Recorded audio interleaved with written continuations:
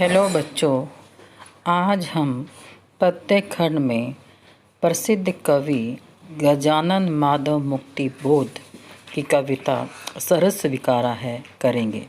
लेकिन उससे पहले कवि गजानन माधव मुक्तिबोध के बारे में थोड़ा सा जानना चाहेंगे कि मुक्तिबोध कौन थे। आधुनिक हिंदी साहित्य में प्रयोगवादी काव्य धारा के प्रतिनिधि गजानन माधव मुक्तिबोध का वही स्थान है प्रयोगवाद में जो छायावादी काव्य धारा में निराला जी का था। ये शुरू से ही विद्रोही कवि रहे हैं। अलग अलग विद्वानों ने इनके बारे में अलग अलग अपने विचार व्यक्त किए हैं। इनकी भाषा शैली को देखते हुए, इनकी रचनाओं को देखते हुए सभी ने इन्हें विद्रोही कवि कहा है। गजानन माधव मुक्तिबोध का जन्म मध्य प्रदेश के ग्वालियर जिले के श्योपुर नामक गांव में सन 1917 में हुआ था। ये महाराष्ट्रियन कुलकर्णी ब्राह्मण परिवार से थे। इनके पिता माधवराव अत्यंत रोबीले एवं ईमानदार व्यक्ति थे और पुलिस डिपार्टमेंट में कार्यरत थे। इनकी मां पार्वती पढ़ी लिखी एवं भावुक महिला थी। उन्होंने सन 1938 में होलकर कॉलेज से BA किया था।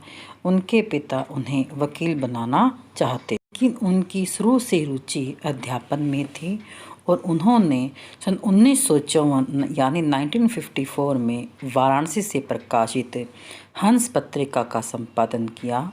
वहाँ से उबकर वे नागपुर आ गए। यहीं से उनका जीवन संघर्षों से बीता, क्योंकि इन्होंने अपनी माता पिता के विरुद्ध जाकर विवाह किया था। लेकिन इनकी पत्नी से इनकी इतनी नहीं बनी क्योंकि वो इनके अध्यापन कार्य से खुश नहीं थी। इसीलिए उनकी पत्नी चाहती थी कि वो ऐशो आराम से भरा जीवन व्यतीत करें, जिसके कारण इनका वैवाहिक जीवन भी अधिक सुखमय नहीं रहा था।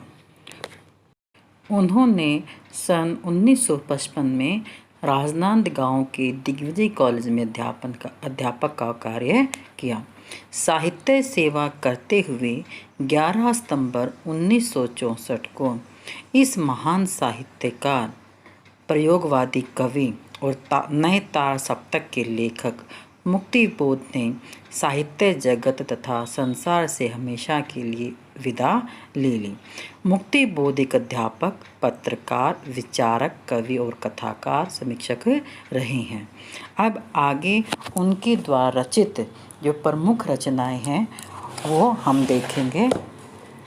माधव मुक्तिबोध की प्रमुख रचनाओं में जो है चांद का मुंह टेढ़ा है, भूरी भूरी खाक, धूल तथा तार सप्तक में रचनाएं प्रकाशित हुईं।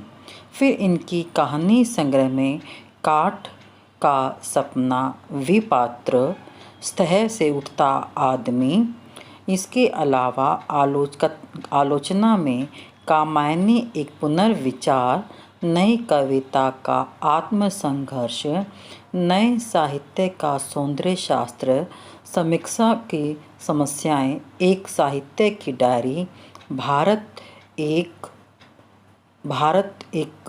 संस्कृति और इतिहास, ये इनकी प्रमुख रचनाएं थीं।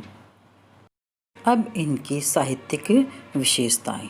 मुक्तिबोध की भाषा काफ़ी द्रुह यानी काफ़ी कठिन है और उबड़ खाबड़ सी लगती है, क्योंकि इसमें प्रतीकों, बिंबों का प्रयोग है। इसमें अरबी, फारसी, मराठी और देशज शब्दों का प्रयोग भी हुआ है। उनकी छंद योजना मानवीय संवेदनाओं से जुड़ी है।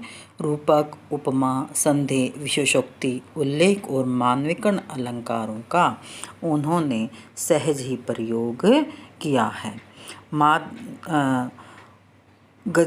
गजानन माधव मुक्ति बोध की जो कविता है सहरस स्वीकारा है, जो भूरी भूरी खाक खाक नामक काव्य संग्रह से ली गई है। बच्चों, स्वीकार करना होता है, एक होता है स्वीकार करना और दूसरा होता है सहर्ष स्वीकार करना। तो स्वीकार करना तो होता है कि भाई स्वीकार कर लिया, किसी बात को मान लिया है, और सहर्ष स्वीकार करने का अर्थ होता है खुशी खुशी स्वीकार करना।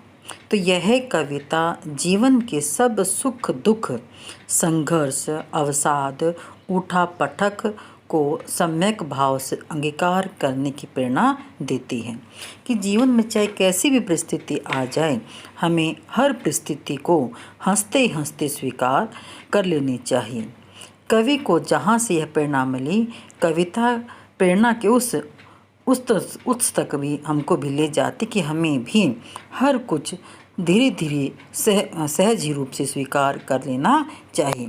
हमें चाहे जीवन में कैसी परिस्थिति आ जाए, कभी घबराना नहीं चाहिए, क्योंकि जीवन में सुख दुख, उठा पटक और संघर्ष बना रहता है, और जब तक हम संघर्ष नहीं करेंगे तो हम अपने लक्ष्य की प्राप्ति नहीं कर पाएंगे।